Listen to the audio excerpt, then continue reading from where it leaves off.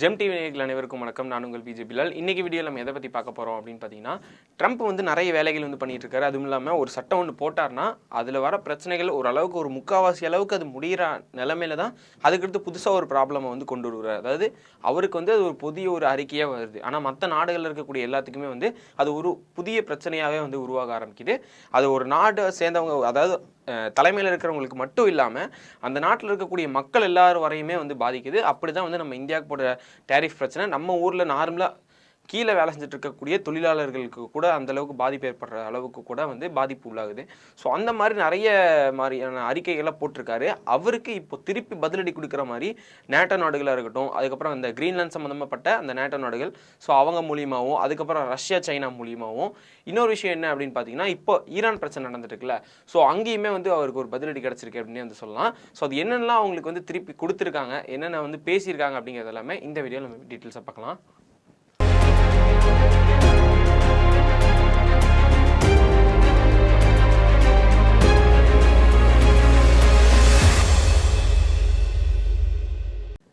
ரொம்ப நாளாகவே ட்ரம்ப் வந்து கிரீன்லாந்து வந்து எனக்கு சொந்தமாக்கிக்கணும், அமெரிக்காவுக்கு வந்து அது வேணும் அப்படிங்கிற மாதிரியான நிறைய விஷயங்கள் வந்து பண்ணிட்டு இருக்காரு.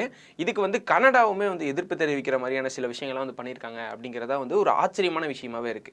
ஏன்னா கனடா வந்து எப்போவுமே வந்து அமெரிக்காவுடைய ஒரு நட்பு நாடாவே தானே இருக்காங்க. ஏன் வந்து கனடா வந்து இதை ஆதரிக்காமல் இதுக்கு எதிர்ப்பு தெரிவிக்கிற மாதிரி சில விஷயங்கள்லாம் பண்ணியிருக்காங்க அப்படின்னு கேட்கும்போது, இதுக்கு கொஞ்சம் நாளைக்கு முன்னாடி தான் வந்து பார்த்தீங்கன்னா கனடாவில் ஒரு ஆட் விஷயமா வந்து ட்ரம்ப்புக்கு எதிராக வந்து ஆடு போடுறாங்க அப்படின்னு சொல்லி கனடா மேலே டேரிஃப் பிரச்சனையெல்லாம் வந்து போட்டிருந்தாரு. ஸோ அது வந்து ஒரு சின்ன ஒரு இந்த பிரச்சனைக்கு ஒரு சின்ன தீ கூட அப்படின்னு கூட சொல்லலாம். அதாவது ஒரு ஸ்டார்டிங் பாயிண்ட் அப்படின்னு கூட சொல்லலாம். ஸோ அங்கிருந்து தான் வந்து கனடாக்கும் அமெரிக்காவுக்கும் வந்து பிரச்சனையே ஆரம்பிக்குது அப்படின்னு வந்து சொல்லலாம். ஸோ அந்த இடத்துல ஆரம்பித்த பிரச்சனை தான் இப்போது கிரீன்லாந்து கிட்ட போன ட்ரம்ப் வந்து ஏன் கனடா பக்கம் திரும்ப மாட்டாருன்னு என்ன நிச்சயம் இருக்குது அப்படிங்கிற ஒரு டவுட்டுமே அவர் பக்கம் எழும்ப ஆரம்பிச்சிருக்கு.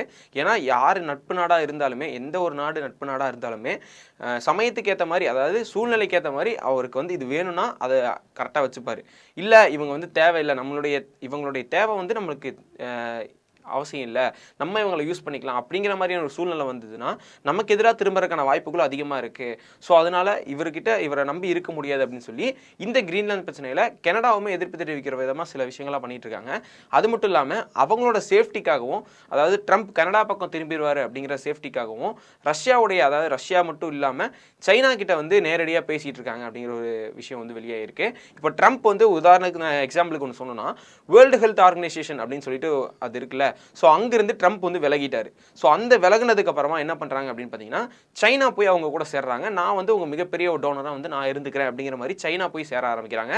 ஸோ அதாவது இது எப்படின்னா, அமெரிக்கா ஒரு விஷயத்துலேருந்து விலகி வராங்க. அதாவது ஒரு விஷயம் ஒரு மிகப்பெரிய விஷயமா இருக்கட்டும், வேற ஒரு ட்ரேடு விஷயமா இருக்கட்டும், எதாக இருந்தாலும் அந்த இடத்துலேருந்து அவங்க அமெரிக்கா எனக்கு சரிப்பட்டு வரல அப்படின்னு சொல்லி விலகி வராங்கன்னா, அந்த இடத்துல சைனா போய் திரும்ப அவன் போனால் பரவாயில்ல நான் வரேன் அப்படிங்கிற மாதிரி சைனா போய் உள்ளே நுழைஞ்சு அவங்களுடைய மார்க்கெட்டை வந்து வலுப்படுத்திக்கிறாங்க. ஸோ அப்படி இருக்கிற காரணத்தினால இப்போ கனடாவும் அமெரிக்காவை விட்டுட்டு சைனா கூட வந்து மீட்டிங் போடுற மாதிரியும், அவங்க நிறைய ட்ரேடு சம்மந்தமாக விஷயமா இருக்கட்டும், வியாபாரங்கள் சம்மந்தமாக இருக்கட்டும், ஏற்றுமதி இறக்குமதி பண்ணுறதா இருக்கட்டும், எல்லா விஷயமும் வந்து நான் உங்களுக்கு இதெல்லாம் தரேன், நீங்கள் எங்களுக்கு இதெல்லாம் கொடுங்க அப்படிங்கிற மாதிரியான விஷயங்கள்லாம் வந்து பேசிகிட்டு இருக்காங்க. ஸோ இது ஒரு பக்கம் போயிட்டு இருக்கும்போது, அதாவது என்ன கிரீன்லாந்து பக்கம் திரும்பின மாதிரி இப்போது கனடா பக்கம் திரும்பினாங்கன்னா இவங்களுக்கு ஹெல்ப்புக்கு சைனாவுமே வந்து பேசுவாங்க அப்படிங்கிற ஒரு ப்ளஸ் பாயிண்ட் ஒன்று இப்போ இவங்களுக்கு கிடச்சிருக்கு. ஸோ இப்போ கிரீன்லாண்டில் வந்தோம் அப்படின்னு பார்த்தீங்கன்னா, கிரீன்லாண்டில் இருக்கக்கூடிய ஐரோப்பிய நாடுகள் அவங்க எல்லாருமே வந்து, அதாவது ட்ரம்ப்புக்கு எதிராக ஏசிஐ அப்படின்னு சொல்லிட்டு ஒரு விஷயத்தை வந்து வெளியெடுத்திருக்காங்க. அதாவது என்ன அப்படின்னு பார்த்தீங்கன்னா, எதிர்ப்பு கட்டாய கருவி அப்படின்னு சொல்லக்கூடிய இந்த விஷயத்தை எடுத்திருக்காங்க. இது என்னென்ன அப்படின்னு பார்த்தீங்கன்னா, இப்போ ட்ரம்ப் உதாரணத்துக்கு எல்லாத்து மேலேயும் வந்து நான் சொல்கிறத பேச்சை கேட்கலைன்னா அவங்க மேலே நான் டேரிஃப் போடுவேன் அப்படின்னு சொல்லிட்டு அந்த டேரிஃபை வச்சு மட்டுமே வந்து உலகத்தில் இருக்கிற எல்லா நாடுகள்கிட்டையும் வம்பிழுத்துட்டு இருக்காருல. ஸோ அதே மாதிரியே தான் இந்த கருவுமே. அதாவது என்ன அப்படின்னு பார்த்தீங்கன்னா, இப்போ அமெரிக்காவிலேருந்து இங்கே இறக்குமதி செய்கிறாங்க கட்டாயமாக வந்து நம்ம இப்போ அவர் மட்டுமே எல்லா நாடுகளுமே இங்கே மட்டும் இறக்குமதி செய்கிறதில்ல, அவர் தான் நிறைய நாட்டுக்கு வித்துட்டு இருக்காரு. ஸோ அப்படி விற்கிற பொருள் எல்லாமே இங்கே வர முடியாது, இங்கே வாங்க முடியாது. அதாவது நேட்டோ நாடுகளாக இருக்கக்கூடிய, ஐரோப்பிய நாடுகளாக இருக்கக்கூடிய அந்த நாடுகள் எல்லாமே வந்து வாங்க முடியாது. அவர் டேரிஃப் போடுறேன்னு சொல்கிறாரு. கிரீன்லாந்துக்கு நான் வாங்குறதுக்கு குறுக்கணிக்கிற யாருன்னு எல்லாத்து மேலேயும் வந்து நான் டேரிஃப் போடுறேன்னு சொல்கிறாருல, அதே நாடுகளில் வந்து இவர் விற்க முடியாது, இவருடைய பொருள்கள் எதுவுமே வந்து அங்கே வாங்க முடியாது, அங்கே இருக்க மக்கள் எதுவுமே யூஸ் பண்ண முடியாது. அப்படி நீங்கள் ஏதாவது உங்களுடைய பொருள்களை இங்கே இறக்குமதி பண்ணணும்னா அதுக்கு நீங்கள் வந்து கட்டாயமாக அதுக்கு டேரிஃப் கட்டணும், வட்டி கட்டணும், அந்த மாதிரிலாம் வந்து விஷயங்கள்லாம் வந்து போட்டிருக்காங்க.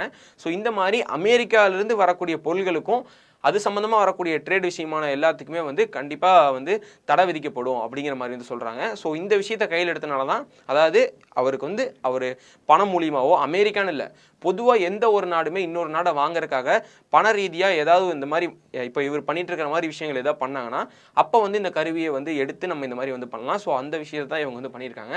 ஸோ இது வந்து ட்ரம்ப்புக்கு ஒரு மிகப்பெரிய ஒரு பதிலடி அப்படின்னே வந்து சொல்லலாம். இதுக்கு கூட ரஷ்யாவுமே வந்து ஹெல்ப் பண்ணுவாங்க அப்படிங்கிற ஒரு பேச்சும் வந்து அடிபட்டு இருக்கு. நம்ம போன வீடியோலேயே வந்து நம்ம சொல்லியிருப்போம், நேட்டோ நாடுகள் வந்து பிரிஞ்சதுன்னா ரஷ்யா கண்டிப்பாக உள்ளே வருவாங்க அப்படிங்கிற ஒரு விஷயத்தையுமே நம்ம பேசிகிட்டு இருந்தோம். இப்போ ஈரான் சைடு வந்தோம் அப்படின்னு பார்த்தீங்கன்னா, ஈரான் சைட்லையுமே இவருக்கு ஒரு பதிலடி கிடச்சிருக்கு அப்படின்னு வந்து சொல்லலாம். என்ன அப்படின்னு பார்த்தீங்கன்னா, ஈரானில் இருக்கக்கூடிய இப்போ உச்ச தலைவராக இருக்கக்கூடியவரை வந்து அவருக்கு வந்து வயசாயிருச்சு, அவருக்கு வந்து உடம்பு சரியில்லை, அவரை வந்து பதவி நீக்கம் செய்ய வேண்டிய நேரம் வந்துருச்சு, உங்கள் எல்லாத்துக்குமே ஒரு புதிய தலைமையை கொண்டு வர வேண்டிய நேரம் வந்துருச்சு அப்படின்னு சொல்லி ஈரான் மக்கள் கிட்ட டைரெக்டாக பேசாமல் அந்த பத்திரிகையாளர்கள் கிட்ட சோஷியல் மீடியாலலாம் இந்த மாதிரிலாம் வந்து பேசிட்டு இருக்காரு. யார் அப்படின்னு பார்த்தீங்கன்னா ட்ரம்ப் தான். ஸோ அதுக்கு பதிலடி தர விதமாக இவர் என்ன சொல்லியிருக்காரு, ஈரானுடைய இப்போ இருக்கக்கூடிய அந்த தலைவர், உச்ச தலைவர் என்ன சொல்லியிருக்காரு அப்படின்னு பார்த்தீங்கன்னா, இந்த மாதிரிலாம் வந்து சொல்லிட்டு இருக்காருல்ல, அவர் வந்து உண்மையாலுமே சொல்லணும்னா ட்ரம்ப் வந்து ஒரு குற்றவாளி. அதாவது எங்கள் நாட்டுக்குள்ளே இருக்கக்கூடிய எங்களுக்கு எதிராக வந்து இங்கே நிறைய பேர் வந்து தேவையில்லாத விஷயங்கள்லாம் வந்து பண்ணுறாங்கல்ல, போராட்டத்தை தூண்டி விடுறது, மக்களுக்குள்ளே இருக்கக்கூடிய, அதாவது மக்களுடைய மனசை மாற்றி இல்லை அவங்கள வந்து தவறாக அவங்க கிட்ட கருத்துக்களை சொல்லி வதந்திகளை பரப்பி எங்களுக்கு எதிராக மக்களை தூண்டிவிடக்கூடியவங்களை வந்து ஆதரிக்கிறாரு. ஸோ அதுக்காக வந்து அவரை குற்றவாளி அப்படின்னு சொல்லிட்டு அவரை வந்து நாங்கள் சொல்கிறோம் அப்படிங்கிற மாதிரி வந்து அவங்க சொல்லிட்டு இருக்காங்க. இவங்களை வந்து இப்போ, அதாவது இப்போ ஈரானில் வந்து உள்ள நடந்துட்டு இருக்கக்கூடிய பிரச்சனை எங்கள் கண்ட்ரோலில் வந்துட்டு இருக்கு, கொஞ்சம் கொஞ்சமாக எங்கள் கண்ட்ரோலுக்கு வந்துட்டு இருக்கு. ஸோ முழுமையாக வந்ததுக்கு அப்புறமா இவ்வளோ நாள் பேசினதுக்கும் இவ்வளோ நாள் நடந்த விஷயங்கள் எல்லாத்துக்குமே வந்து சரியான ஒரு பதிலடி வந்து ஈரான் சைட்லேருந்து கொடுக்கப்படும் அப்படின்னு சொல்லியிருக்காங்க. ட்ரம்ப் அது மட்டும் இல்லாமல் சில பல பிரச்சனைகள், அதாவது இப்போ இந்த ஈரானும் அமெரிக்காவும் பேச்சுவார்த்தைகள் நடத்தியிருக்காங்க அப்படிங்கிற மாதிரி வந்து சொல்கிறாங்க. என்ன அப்படின்னு பார்த்தீங்கன்னா, இப்போ ட்ரம்ப் ஒரு சைடு இந்த மாதிரி வெளியே பேசுகிறாங்கல்ல, இவங்க ரெண்டு பேரும் பேசிக்கிறத வச்சு நார்மலாக இந்த மாதிரி வந்து இவங்க வந்து கான்வர்சேஷன் இந்த மாதிரி, இப்போ அவர் வந்து இவருக்கு உடம்பு சரியில்லை அப்படிங்கிற மாதிரி வந்து சொல்கிறது, உங்களுக்கு புதிய தலைமை வேணும்னு சொல்கிறது, இது எல்லாமே வெளி உலகத்துக்கு சும்மா ஒரு கண்ணோட்டத்துக்காக தான் வந்து பண்ணிக்கிறாங்க. ஆனால் உள்ளுக்குள்ளே ஈரானும் அதுக்கப்புறம் அமெரிக்கா ரெண்டு பேருமே வந்து ஒரு டீல் ஒன்று போட்டு வச்சுருக்காங்க. இஸ்ரேலை வந்து இப்போதைக்கு போர் பண்ண வேணாம் அப்படின்னு சொல்லி அமெரிக்கா நிறுத்தி வச்சிருக்கிறதுக்கு காரணம் வந்து இவங்க ரெண்டு பேரும் ஒரு டீல்லாம் போட்டு வச்சுருக்காங்க. அதாவது இங்கே நாட்டில் இருக்கக்கூடிய எண்ணெய் பொருட்களாக இருக்கட்டும், இந்த விஷயங்கள்லாம் வந்து நாங்கள் உங்களுக்கு தரோம், இது சம்மந்தமான விஷயங்கள்லாம், அதாவது நிறைய ஒரு என்ன சொல்ல, ஒரு அறிக்கை மாதிரி ரெடி பண்ணி, இப்போது எப்படி ஒரு போர் நடந்துச்சுன்னா அதுக்கு ஒரு பாயிண்ட்ஸ் மாதிரி ஒதுக்கி இதெல்லாம் நீங்கள் பண்ணணும், இதெல்லாம் எங்கள் சைட்லேருந்து நாங்கள் பண்ணுவோம் அப்படின்னு சொல்லி ஒரு அறிக்கையை ஒன்று போட்டு ஒரு ஒப்பந்தம் மாதிரி போடுறாங்கல்ல, அதே மாதிரியான ஒரு ஒப்பந்தம் வந்து ஈரானும் அமெரிக்காவும் மறைமுகமாக போட்டு வச்சுருக்காங்க. ஸோ அதனால தான் இப்போ வரையும் போர் நடக்கிறதுக்கான வசதிகள் இருந்துமே வந்து இஸ்ரேலை தடுத்து அமெரிக்கா நிறுத்தி வச்சுருக்காங்க அப்படிங்கிற ஒரு தலைப்பு ஒன்று இருக்குது. அது ஓப்பனாக தெரிஞ்சிடக்கூடாது அப்படிங்கிற காரணத்துக்காக அமெரிக்காவும் ஈரானும் வெளியில் அடிச்சுக்கிற மாதிரி, அதாவது ஏதோ ஒன்று சொல்கிற மாதிரி இந்த மாதிரி விஷயங்கள்லாம் வந்து பண்ணுறாங்க அப்படிங்கிற ஒரு தகவலுமே இஸ்ரேல் சைட்லேருந்து நிறைய பேர் வந்து இதை வெளியிட்டு இருக்காங்க. ஸோ இந்த விஷயத்தை பற்றி உங்களுடைய ஒப்பீனியன் என்ன அப்படிங்கிறத கீழே வந்து கமெண்ட்ஸை சொல்லுங்கள்.